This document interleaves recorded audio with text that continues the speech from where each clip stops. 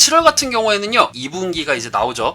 자, 2분기 영업이익은 YOY 42%가 마이너스 될 것이라고 전망을 한대요. 그리고 컨센서스도 13% 하회가 될 것이다. 이게 왜 그러냐면은 프로판 가격이 올라갔고요. 4, 5월까지 그게 영향이 갔다고 합니다. 그리고 베트남 신규 PP 공장 고원가 및 낮은 수율에 따라서 부진한 실적을 나타낼 것이기 때문에 안 좋을 것으로 예상을 한대요. 그리고 지금 여기 리포트에는 나와 있진 않지만 코로나 때문에 베트남이 지금도 그렇고 7월도 그렇고 굉장히 많이 어려워졌어요. 제품을 생산해내는 데 있어서 조금 어려움을 겪고 있죠. 그 다음에 유가 하락에 따른 제품 가격이 약세가 되고 있다. 유가가 하락됐는데 제품 가격까지 같이 내려간 거예요. 그러니까 제품 가격이 그대로면은 상관이 없는데 유가가 하락되고 나니까 이 PP 제품도 같이 내려가 떨어지게 된 거죠.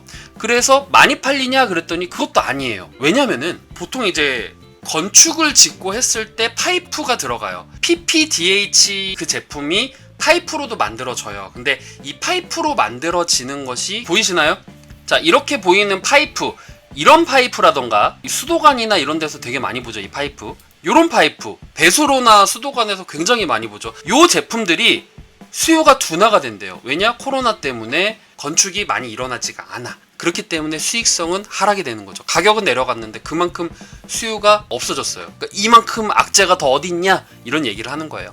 그 다음에 3분기는 베트남 PP가 일시적으로 비용이 증가됐던 것이 제거가 될 것이고 한국 PP판 매물량이 점진적으로 회복이 될 것이래요. 그리고 2020년은 코로나 여파로 인해서 베트남 PP 공장 가동 과정에서 시행착오가 있었는데 이거는 시간이 지나면은 해결이 될 부분이고 21년도에는 정상적인 체제로 가면은 베트남은 생산 능력이 2배가 향상이 되기 때문에 이익 체력이 증가할 것이다. 내년 얘기하고 있어요 지금. 역시 2분기도 조금 어려울 것 같다라는 생각이 들긴 하죠. 자, 8월에는요 컨센서스가 대폭 하회했어요. 야, 그래도 이 정도까지는 아니라고 생각했는데 안 좋을 거라고 생각은 했는데 야, 이 정도까지야? 거의 뭐 어닝 쇼크죠. 쇼크가 왔어요. 이게 왜 그러냐면 아까 전에 말씀드렸던 코로나로 인해서 공장이 셧다운이 돼버리고요. 그리고 산업용 파이프가 수요가 급감이 돼버렸어요. 그리고 전기보수, 촉매 교체라던가 일회성 비용이 3분기에는 없을 것이다. 그럼에도 불구하고 2분기는 일단 있어요.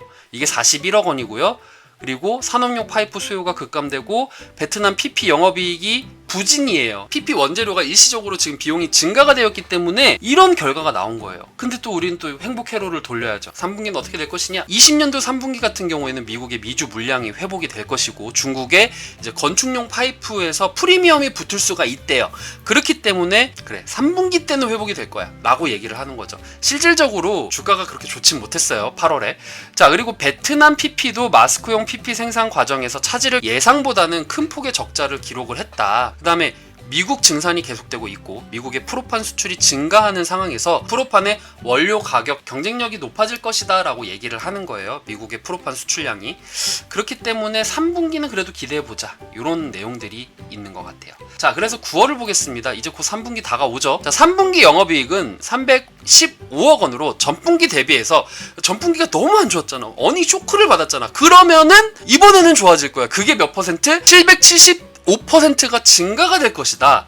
이유는 중국항 제품의 판매가 아까 프리미엄 붙는다고 했죠. 그리고 미국, 유럽, 호주항의 프리미엄도 붙는데요. 그렇기 때문에 제품의 수요가 늘어날 것이다. PP와 DH 수요가 지금 개선되고 있지만 다만 이제 베트남의 비나 회사라고 있어요. PP는 계속적으로 지금 적자가 나고 있다. 그리고 효성화학의 PDH 설비는 말 그대로 수소를 분리해서 만들어내는 설비라고 해요. 그래서 효성화학 같은 경우에는 부생선 수소의 생산과 공급을 담당을 하고 여기에서 형제 기업인 효성중공업은 수소 충전소를 보급을 하고 효성 첨단 소재는 탄수섬유 탱크 생산 및 공급을 담당할 것이다. 이 말은 즉 효성그룹이 수소에 목을 메고 있다. 취업을 준비하시는 취업준비생분들 면접에서 우리 회사가 추구하려고 하는 지금 가장 관심을 많이 갖고 있는 사업 분야는 무엇일까요? 라고 하면은 수소산업이요. 왜요? 여기 나와 있죠. 그리고 기사도 제가 이따 설명을 해드릴게요. 말이 이렇게 되는데 이게 도대체 무슨 말이냐? PDH 설비가 있으면은 수소를 조금 더 경제적으로 만들어내는 것이 가능하다고 합니다. 그렇게 생각을 하시면 돼요.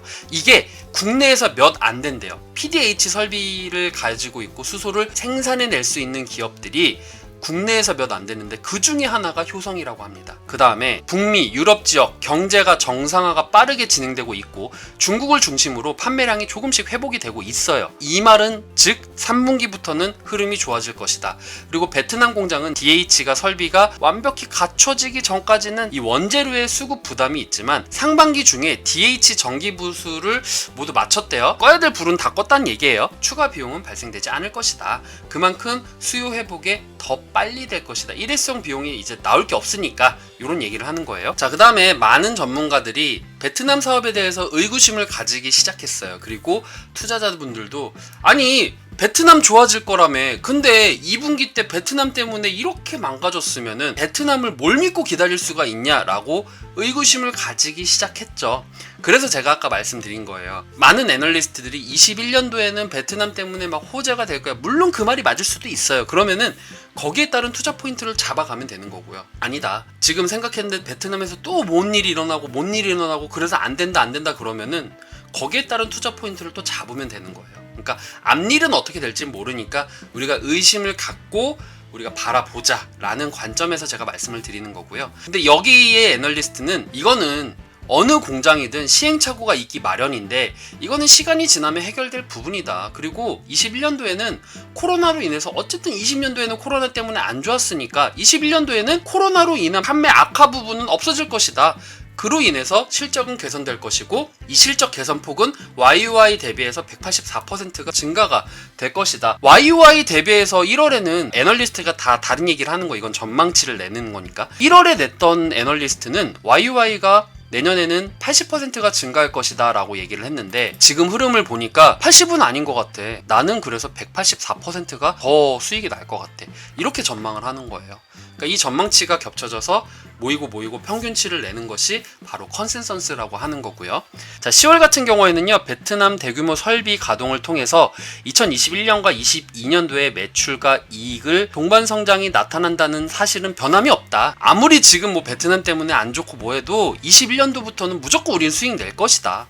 그건 변함이 없기 때문에 앞으로 주가는 더 상승이 될 것이다. 이렇게 얘기를 하는 거예요. 그 다음에 이제 3분기 같은 경우에는 영업이익이 전분기 대비해서 707%, 여기 전문가가 다르니까요. 여기 전문가는 775%가 증가가 될 것이다. 여기 전문가는 지금 시세를 보니까 707%가 증가될 것이다. 이렇게 얘기를 하는 거죠. 시장 기대치에 부합이 될 것이다. 주력인 PP와 DH 영업이익이 191억 원을 기록을 했대요. 그래서 전분기 대비해서는 흑자가 될 것이다 라고 얘기를 하는 거예요. 자, 어쨌든 간에 제가 아까 전부터 계속적으로 PP, DH를 강조를 하고 비중이 높다고 얘기를 했어요. 바로 이것 때문입니다. 주요 품목별 매출 비중을 보면은요, 요거는 2020년도 상반기 기준으로 말씀을 드리는 겁니다. 자, PP, DH는 아까 전에 말씀드렸던 뭐 파이프라던가 의료용이라던가 아니면 투명 용기용, 뭐 생활용에서 여러 가지 사용이 되는데 여기서 더 나아가서 이 기타에는 마스크도 포함이 되는 거죠. 그 다음에 그럼 비나는 아까 회사라고 하지 않았어요? 네, 맞아요. 비나는 회사에서 나오는 생산되는 그런 제품들이라고 보시면 됩니다. 비나를 그래서 따로 해놨더라고요, 어떤 애널리스트는. 그리고 TPA는 페트라던가 타이어 코드라고 보시면 되겠습니다. 그래서 우리는 PP와 DH가 판매량이 어떻게 되는지를 중요하게 봤었어야 되는 거예요. 왜냐면은 제품의 거의 판매량이 50%가 거의 다 되기 때문에 PP, DH가 1분기 때 매출이 마이너스가 났다고는 하지만 다른 부분에서 매출을 끌어올렸기 때문에 1분기 같은 경우에는 컨센서스가 상회가 된 것이고요.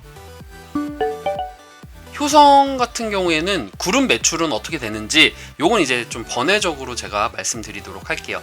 가장 많은 큰 덩치를 가지고 있는 것이 효성 TNC입니다. 효성 TNC가 33.2%의 비중을 차지하고 있었고요. 그럼 우리가 지금까지 봤던 효성화학은 다섯 번째예요. 제일 마지막 순위 10.1%의 그룹 매출 비중을 차지하고 있었습니다.